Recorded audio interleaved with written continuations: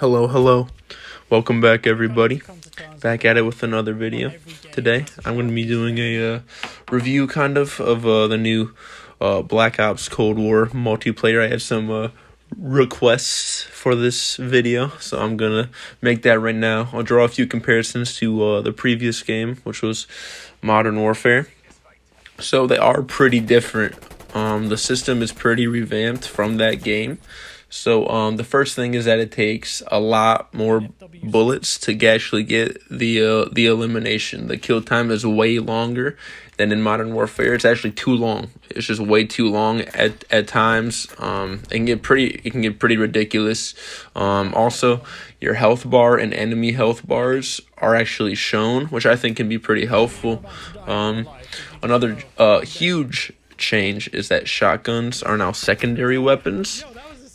So you can just kind of run around with like an SMG and a shotgun without having to run overkill or anything like that. I've had a ton of fun of just, running through Nuketown and just switching to my shotgun when I run out of bullets in my SMG. So that's interesting. It's something interesting for you guys. And also there aren't really any like super overpowered guns. Like there's no 7.25s or anything like that. They all seem like they're pretty balanced. Like I've been getting killed by pretty much any kind of gun when I play. But you also have to remember that a lot of the most OP guns in Modern Warfare did come out post-launch, so they could still add some more. Now, having said that, though, the completionist camos are real quick before that, a big issue that I have with this game is that it takes too long to level up the guns. It just takes forever. Like one game on Nuketown will get you like only 2 or 3 levels out of like 55, which is just way too long, and it's really kind of unacceptable, especially when the attachments very literally make you better. But having said that, the completionist camos, like I was saying before, they're also a lot more attainable this time. You don't even need to get all the challenges done. You just need to get a certain number of the camos to get the gun gold, and then a certain number of gold guns to get the class diamond, and then a certain number of diamonds to get the dark matter camo, which is good. It's a lot more attainable, but it also takes too long to level up, so you're spending a lot more time on that than you were before.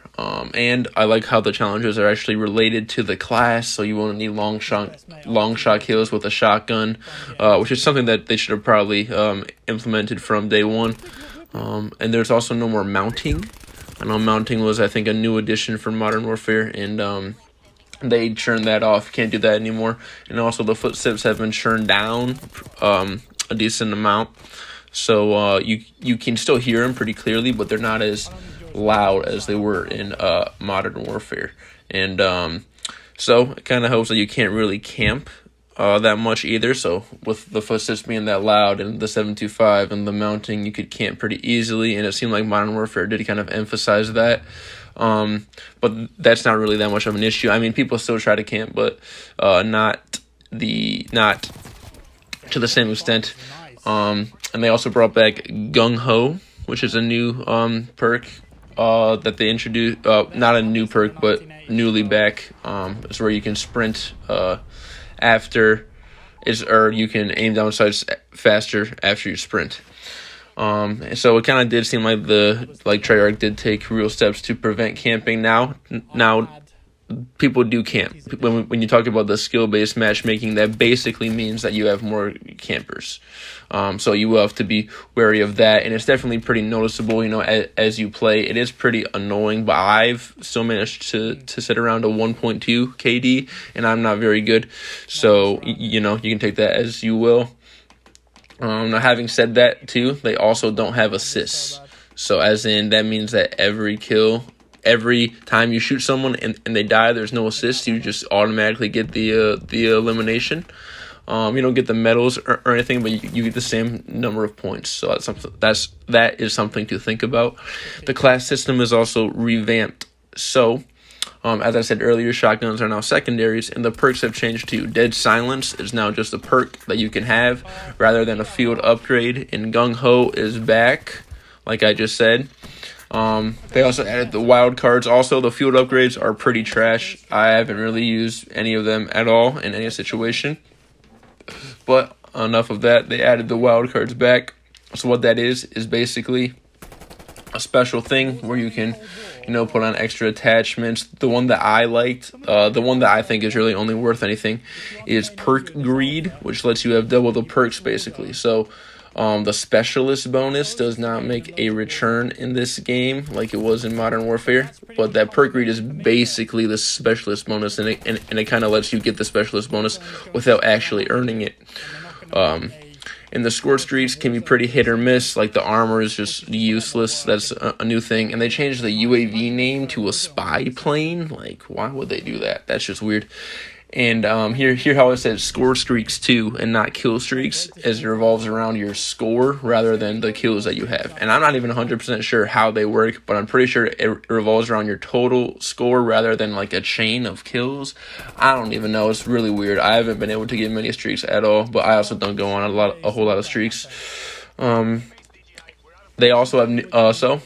That's about it. And for the maps, they have Nuketown back, which is, in my opinion, the best Call of Duty map ever. This version, isn't the greatest, but it's probably around the middle. As for the other maps, they brought back Raid and I think a couple other old maps, which is good. And my main concern when I tried to play the other ones is that they're just too big. I played on the Miami map, and I had to run around for a long time just to see people. And then when I finally did, I just found two kids that were boosting.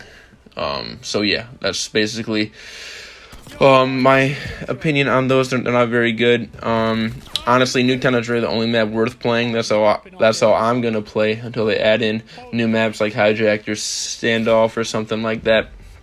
But yeah, that's about it. That's all I have to say for the multiplayer. So let me know what you think about it down in the comments. Like and subscribe. Are you getting this game? Do you like it more than Modern Warfare? Let me know. Okay. See ya.